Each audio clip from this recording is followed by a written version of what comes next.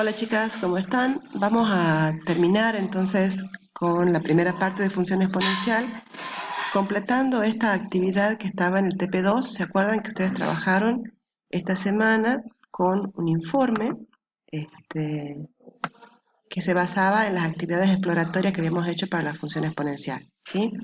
Entonces ya vieron los videos, hicieron los míos, habían trabajado con los deslizadores, que también hicimos algunos videitos.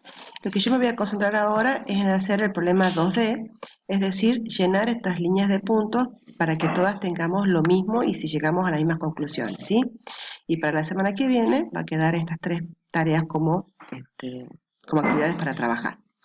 Bien, primero, ¿cómo trabajamos con ecuaciones? Fíjense, acá el dominio de la función exponencial f, acuérdense que a la función f la habíamos llamado a la x, o sea, la base a son todos los números reales, positivos, distintos de 1, y x puede tomar, es la variable, ¿sí? Entonces ya habíamos pensado que valores podían tener, eran todos los reales, y como el dominio de la función son todos los valores de x posibles de ser reemplazados en la función, lo que vamos a hacer es escribir eso, ¿sí? Dominio de la función igual a los reales.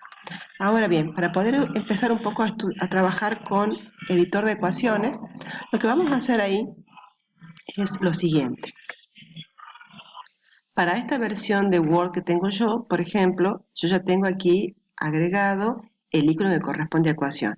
Si no lo tienen ustedes agregado, pueden ir a esta barra que está aquí arriba, en este Word o en cualquier otra versión, y ahí van a poder poner, personalizar la barra de herramientas, ahí pueden poner más comandos, y ahí van a encontrar este que se llama editor de ecuaciones, ¿sí? Entonces yo, con el editor de ecuaciones, ¿sí? Voy a apretar acá, no voy a escribir esto, habíamos quedado de acuerdo que iba a escribir el dominio de la función es igual al conjunto de los reales, ¿sí?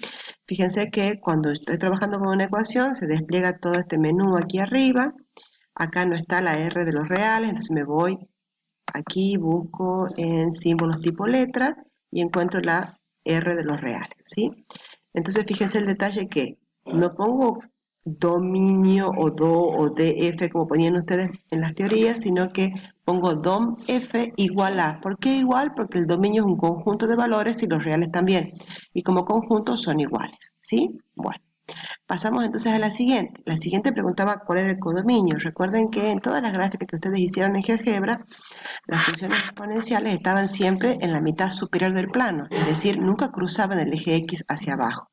Eso quiere decir que el codominio son todos los reales positivos, ¿sí? Entonces lo que vamos a hacer acá es escribir otra ecuación, vuelvo a cliquear acá y escribo entonces el codominio de la función es igual a, dijimos recién, todos los reales, pero menos quién, menos el valor de la asíntota. Acuérdense que ustedes ya vieron el año pasado funciones racionales y vieron que para el codominio lo que uno hacía era considerar todos los reales menos los valores de la asíntota horizontal. En este caso es lo mismo, todas las funciones exponenciales de la forma a la x tienen la misma asíntota, que es i igual a 0, entonces para su codominio van a ser todos los reales menos el 0, ¿sí? Listo, seguimos adelante. Acá fíjense, está medio pegado a la cuestión, le voy a hacer un enter, un espacito acá. La función intersecta al eje tanto en el punto tanto. Como ustedes vieron, todas las funciones exponenciales cortan el eje y, pero ninguna corta el eje x. Entonces, cuando me hablan de que la función intersecta un eje, obviamente me están hablando del eje y. Entonces vamos a escribir que esto corresponde al eje y, con mayúscula, ¿sí?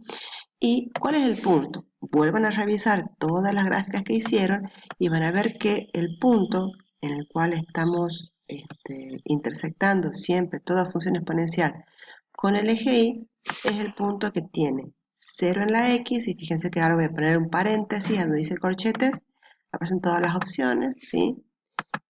0 en la x, 1 en la y, ¿sí? Todas las funciones de la forma que estamos trabajando, que es esta forma, ¿sí? Cortan en el punto 0 en la x, 1 en la y.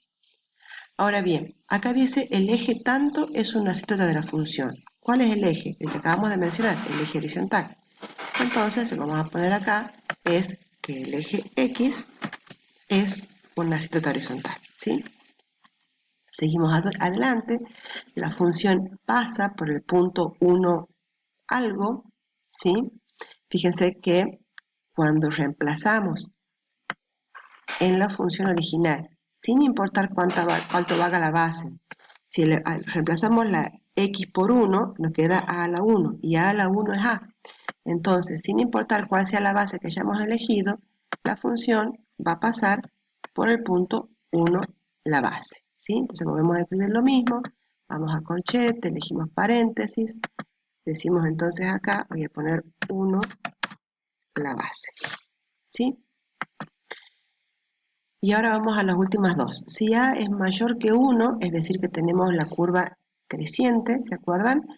La función tiende a 0, es decir, me están preguntando por la parte que está cerquita del eje horizontal. Cuando la función tiende a 0 quiere decir que el valor de la y se acerca a 0.